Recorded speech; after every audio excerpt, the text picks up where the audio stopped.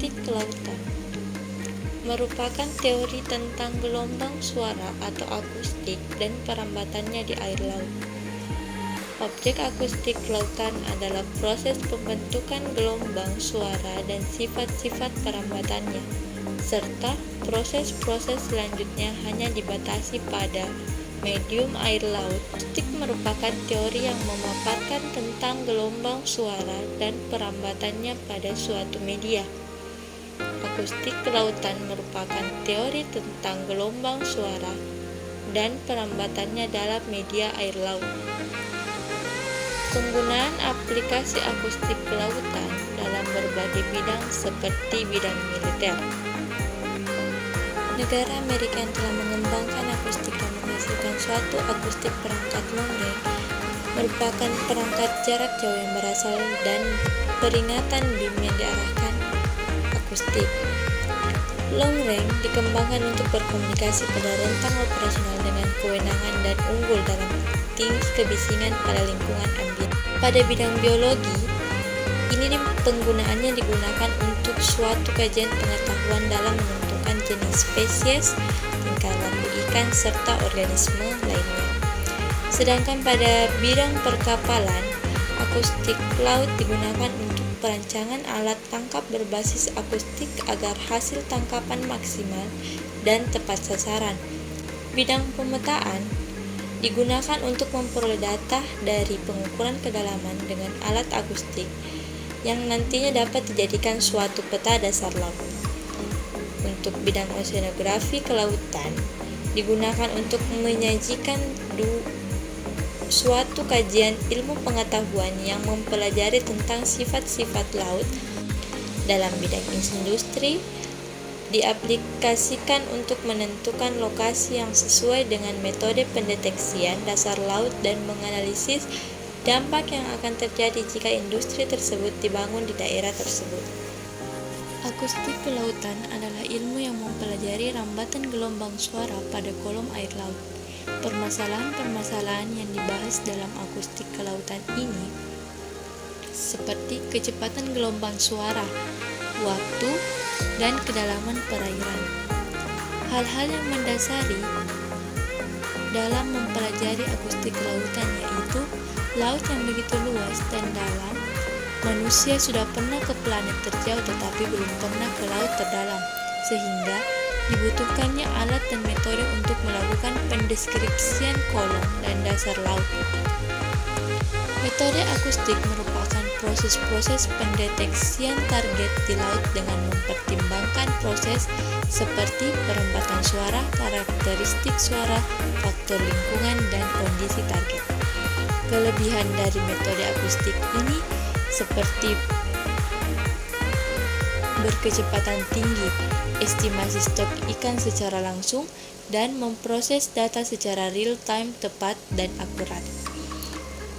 Akustik terbagi menjadi dua, yaitu akustik pasif dan akustik aktif.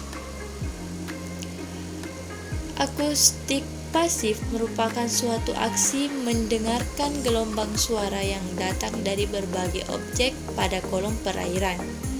Sedangkan akustik aktif yaitu untuk mengukur jarak dan arah dari objek yang dideteksi dan ukuran relatifnya dengan menghasilkan pulsa suara dan mengukur waktu tempuh dari pulsa dengan memakai prinsip sonar untuk pengukuran bawah air. Hidroakustik didasarkan pada prinsip yang sederhana. Gelombang suara dipancarkan melalui sebuah alat yang menghasilkan energi suara pada kolom perairan ataupun dasar perairan.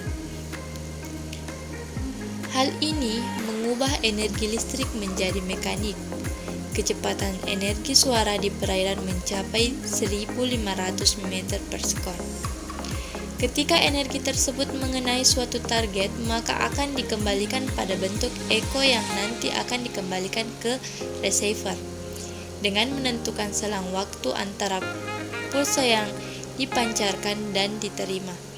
Transducer dapat memperkirakan jarak dan orientasi dari suatu objek yang dideteksi, dapat dirumuskan seperti jarak sama dengan kecepatan suara dikali waktu dibagi dua. Kecepatan suara bergantung pada suhu, salinitas, tekanan, musim, dan lokasi. Semakin jauh suara dari sumbernya, maka kegiatan eko akan mengalami perubahan dari segi ruang dan waktu.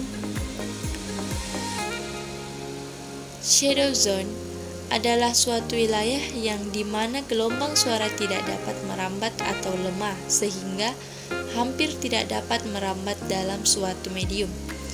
Pada daerah ini, temperatur dan salinitas laut pada lapisan tersebut dapat memantulkan gelombang suara yang datang.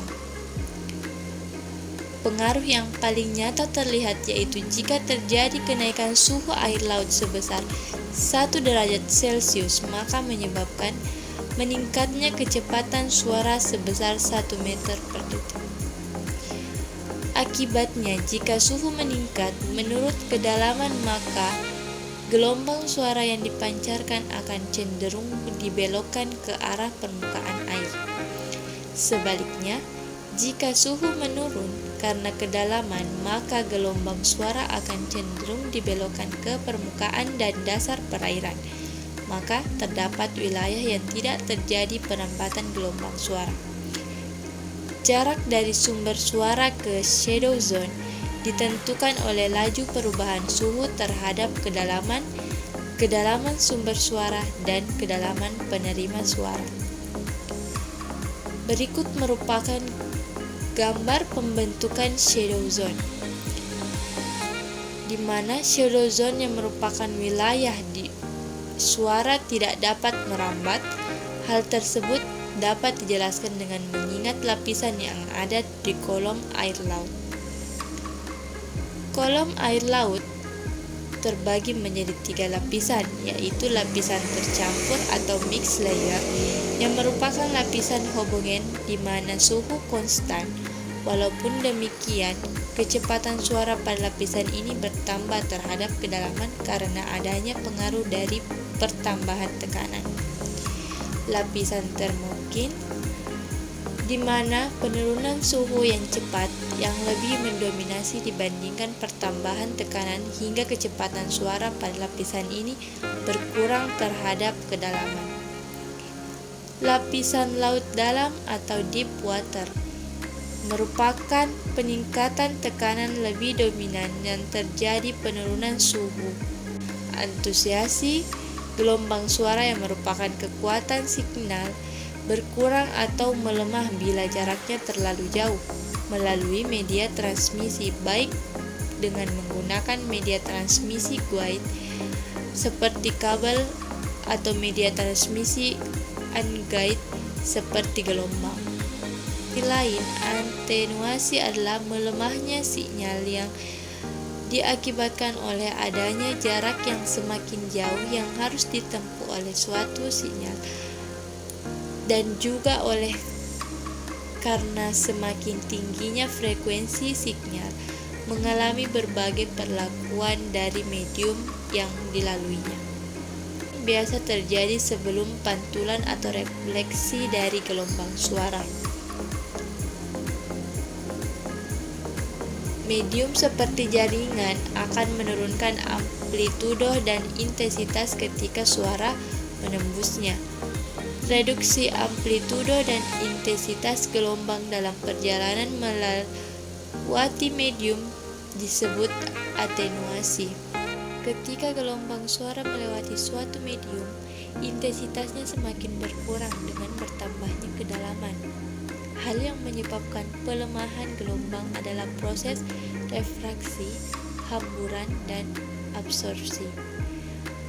Besarnya energi yang diabsorpsi sebanding dengan koefisien pelemahan dan tebalnya medium yang dilalui.